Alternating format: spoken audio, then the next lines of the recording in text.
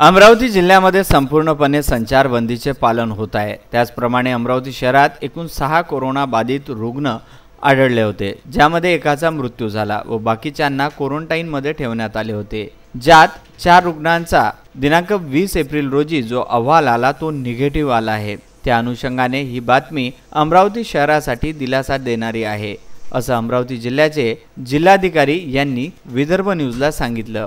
तरी नागरिकांनी दक्षता घ्यावी व आपण तसेच आपल्या देशासाठी शासनाने दिलेल्या नियमांचे पालन करावे। आपल्यामध्ये कुठेही जर ताप, सर्दी, खोकला असे लक्षणे आढळल्यास तर निसंकोचपणे तथा न भीता रुग्णालयात दाखवावे व उपचार करावा। जे क्वारंटाईन मध्ये रुग्ण होते त्यांचा अहवाल हा निगेटिव्ह आला, त्यामुळे शहरवासियांना कुठेतरी दिलासा मिळाला आहे।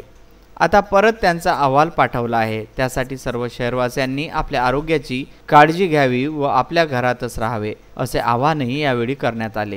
एकंदर 6 रुग्ण आपल्याकडे सापडलेले होते, त्याच्यापैकी जे सुरुवातीचे 4 रुग्ण आहेत जे आता आपले इथे भरती 14 दिवस पूर्ण झालेले आहेत, त्याच्यामध्ये आता त्याचा प्रथम अहवाल जे आहे ते नेगेटिव्ह आलेले आहेत आणि द्वितीय अहवाल आता आपण आज पाठवलेले आहे। सो थोडासा दिलासादायक हे एक बाब आहे।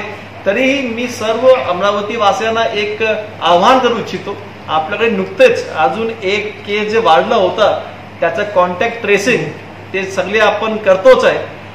आपल्यासोबत हे आव्हान आहे की जर आपण त्या संपर्कात आला असावा किंवा आपल्याला जर या प्रकारचा कोणताही सिम्पटम्स आपल्याला होत असेल तर बिंदास म्हणजे बिना किसी चिंता के, बिना किसी इश्यूज के आपण आमचे सिव्हिल हॉस्पिटलला तपासण्यासाठी यावे।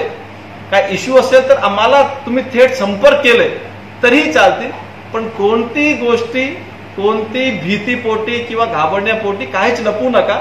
आपण यावे आणि आपल्या जिल्ह्याला स्वस्थ आणि संक्रमणमुक्त करण्यामध्ये सहकार्य करावे। Bureau report, Vidarbha news.